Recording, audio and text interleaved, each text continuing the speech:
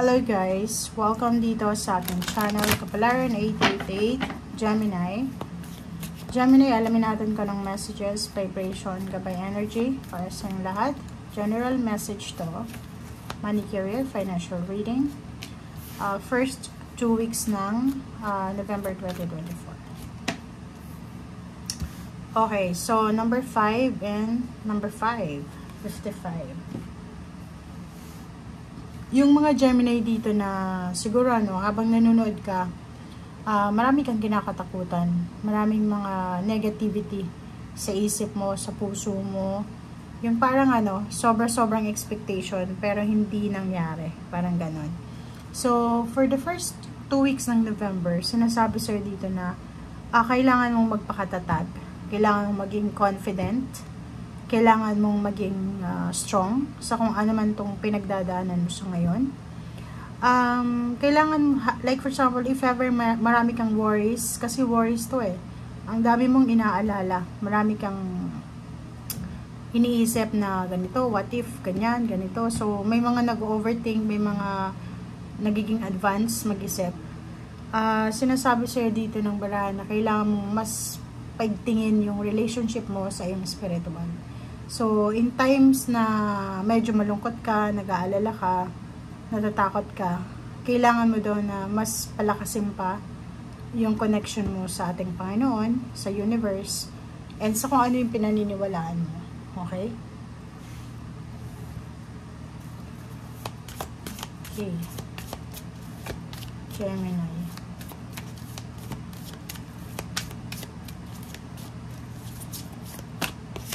Okay, abundance. Wow. Congratulations sa abundance na yan.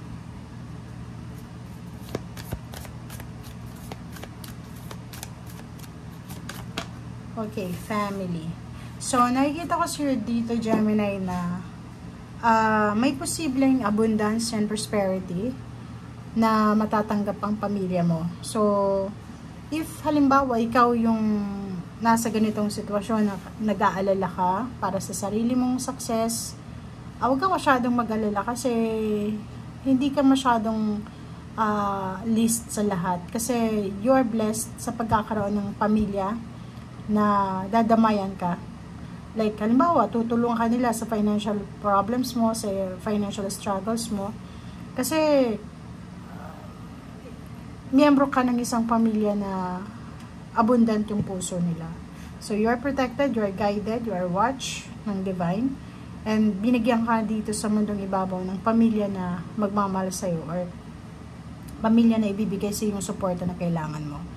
May isang miyembro ng kapamilya ka na posibleng makatanggap ng good news, abundance, pwedeng healing, financial healing, emotional, physical, pwedeng may promotion sa trabaho, salary increase, o pwedeng may additional member ng family, may kakasal, may magta-travel around the world, merong pipirma ng kontrata, merong kapamilya kang magre-retire, makakatanggap ng lump sum of money, inheritance, or anything. So, still blessed ka pa rin. So, part ka ng pamilyang ito na makakatanggap ng blessings. Okay.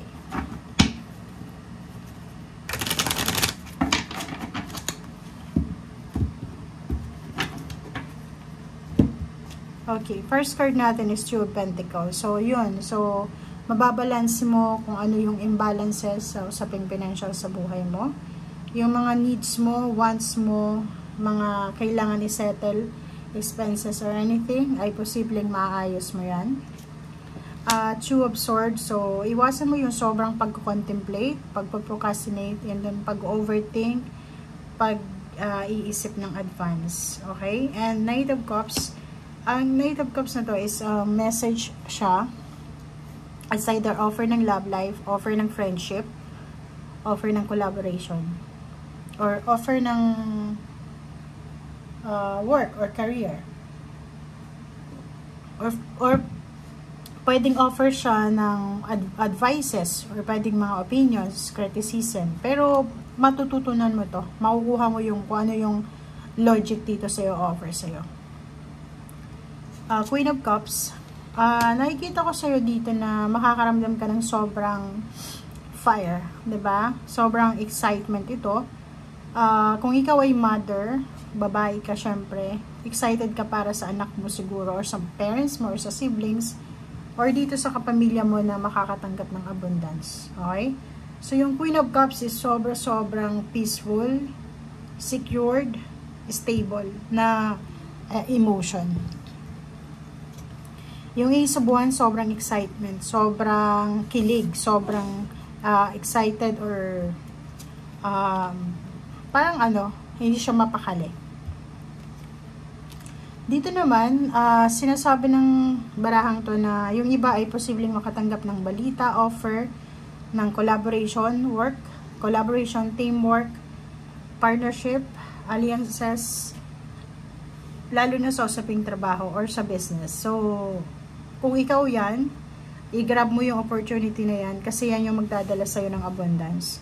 Or posibleng may isang pamilya na magbubukas ng isang negosyo, o isang pamilya ang posibleng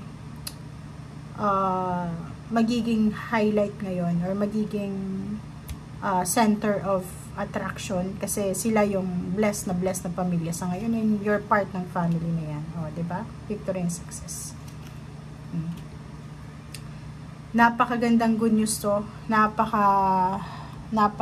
Parang proud ka. Parang makakaramdam ka ng sobrang pasasalamat, and proud ka din sa taong ito. Kung sino man siya, it's either karelasyon mo, magulang mo, kapatid, friends, basta malapit na malapit to sa'yo. So, kung ano man ang good news na yan, yan ay posibleng makakatulong sa'yo and the rest ng family na mabago yung takbo ng kanilang financial. So, ibig sabihin,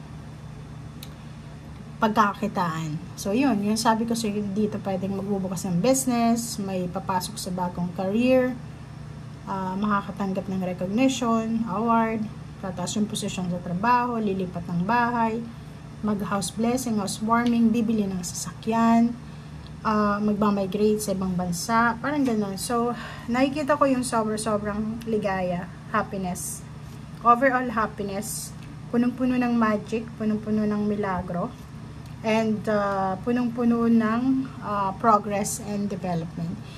Itong last three cards mo, Gemini, is sobrang napakaganda kasi 3 major events ito sa buhay mo na hindi ka makapaniwala.